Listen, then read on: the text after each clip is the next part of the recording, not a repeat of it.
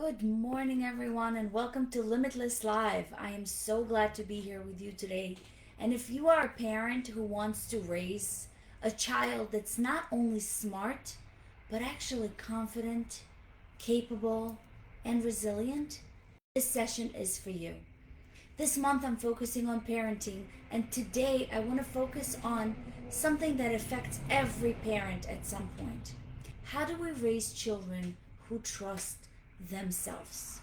I want to dive into this and shift from being a helicopter parent, and I'll explain what that is, to being a coach parent, someone who guides without controlling, a parent that supports without rescuing, and empowering the children without actually hovering over them.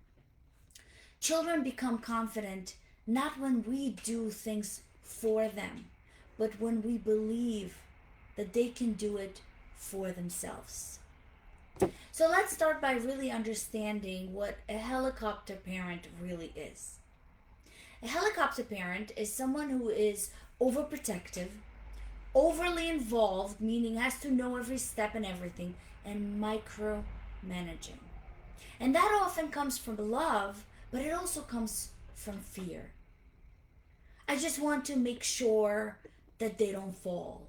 I need to protect them from a mistake that I made. But here's what it actually unintentionally teaching the kids. I don't trust you to handle this. You are not capable to do this without me. Every time we rescue our child from a struggle, we actually take away their confidence that they would build if they solve it themselves. And it's okay if they fail. You don't fail until you stop trying. Preparing your child for this road, not the road for the child. Think about it again. As a parent, you want to prepare your child for the road, not the road for your child. So ask yourself, do I step in to help because my child truly needs it? Or do I step in to help because I'm uncomfortable with their discomfort? Confidence doesn't come from just praising the children. It comes from experience. Your role as a parent shifts over time. You start as a leader. You guide and you protect. Then you are also a teacher because you model and you explain. Kids learning from what they're seeing. And of course, I want to teach you how to be their coach. You ask questions. You let them try and you trust their process. As a coach, I guide my clients. But what they're doing is a choice they're making. And sometimes they follow my advice and sometimes they're not. But what coaching is doing is empowering. It gives that power to that individual to make a choice. So instead of saying, do it this way, say something like, what do you think will work? Have them think of a possible scenario.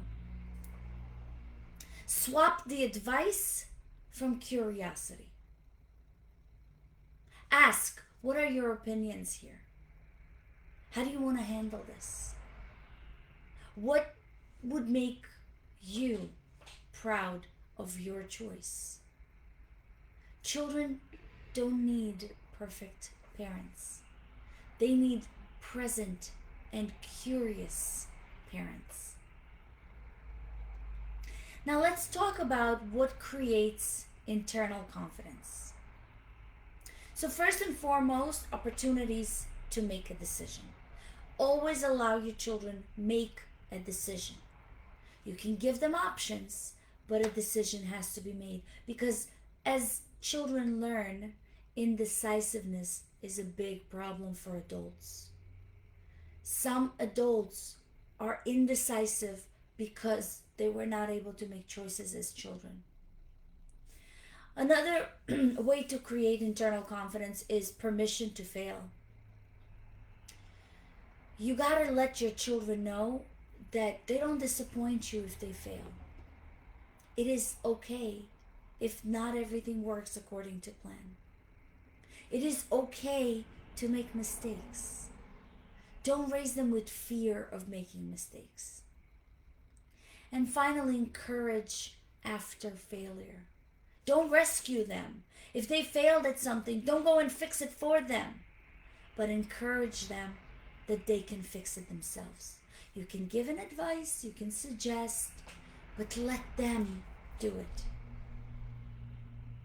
And when you allow your children to be independent by encouragement, you let them pack their own mistakes and carry them over through life.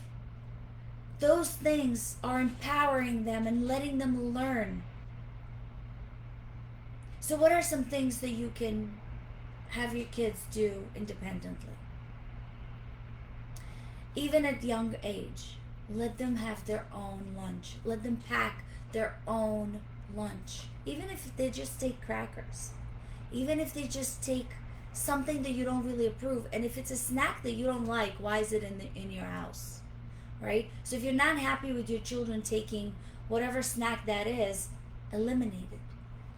But have them pack their own lunch. When you're sitting in a restaurant, and I'm not talking about a 2-year-old or a 3-year-old, although that could be a great start. But if you're sitting in a restaurant, have your child pick their order themselves. Don't choose their food for them. And even for young kids, when they give the children menu, I'm doing that with my children, and I've done this with my younger one. Read it for them and tell them these are the options, but have them choose. And even if it really hurts you that they're ordering mac and cheese, because that's not something that you would approve of, let them choose. Let them solve a conflict before you jump in. A lot of teenagers, and I've raised a teenager and I still have a teenager at home right now. When there is a conflict, don't jump in to fix it. Teenagers do have conflicts, if it's within peers and friends and whatever that is. Let them try to fix it. And if they need your help, they'll reach out, because you'll create that safe space where they know that you will help them come up with a solution, or maybe advise them, but not solve for them. Teach them to be self-evaluated. And what do I mean by that? Always ask them, how do you feel about how that went? If there's something that happened, if there's a conflict, if something went wrong, always ask them to be able to self-evaluate. What would you do differently next time? It allows them to think and be able to make decisions in a better way, in a confident way, because confidence comes not from always being right, but from not fearing to be wrong. And here's one very hard truth. A big part of raising confidence kids is doing your own inner work.